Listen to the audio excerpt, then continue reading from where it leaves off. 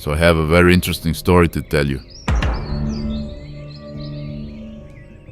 There is a movie called Leave the World Behind. But what got my attention is there is a scene in a movie where they show cyber attacks on the US map. On this map, there is a small, almost unnoticeable QR code. I tried to scan it, but it was impossible. It was too small.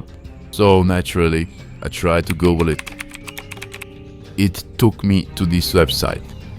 It's about the place where I am now. And let me tell you, this place is some bloody American history.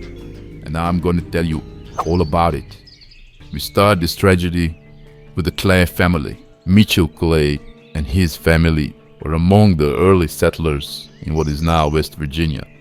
This is a period marked by frequent conflicts between settlers and Native American tribes over land and resources. One day, far away from his homestead, Mitchell Clay was hunting while his family was attacked by Native American tribe. It was a massacre. During this attack, 2 of Clay's children were brutally killed and scalped. One of his sons, Ezekiel, was kidnapped and later burned on the stake by the tribe.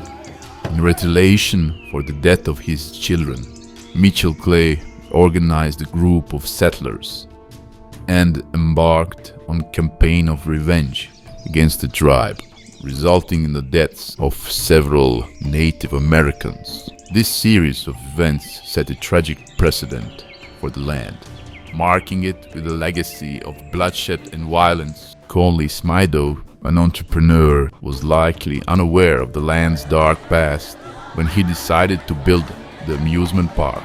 It became a popular local destination, offering a place of leisure and entertainment for families in the region. One of the most distressing incidents at the park was the drowning of a young boy in the swimming pool. This tragedy deeply impacted the community and the park's reputation. Following this incident, the swimming pool was filled with sand and permanently closed. There was at least one other reported drowning at the park. The swing ride in 1966 is indeed one of the most tragic and notable events in the history of the lake. This incident not only resulted in the loss of a young life, but also marked a significant turning point for the park. The accident occurred when a delivery truck, which was on the premise to deliver refreshments or supplies, unluckily backed into the path of the swing ride while it was in motion. This collision resulted in the fatal injury of a young girl who was on the ride. It raised question about safety standards and operations in the park. The death of the young girl on one of the park's most popular attractions was a devastating blow to the park's reputation and contributed to the growing sense of unease and misfortune associated with the site. In the aftermath of the incident and amid these growing concerns, Lake Shawnee Amusement Park closed its door in 1966. The closure marked the end of an era for a park that had been a fixture in the community for 4 decades. The park's rides and structures were left abandoned, which over time contributed to the eerie and haunted atmosphere that may associate with the site today.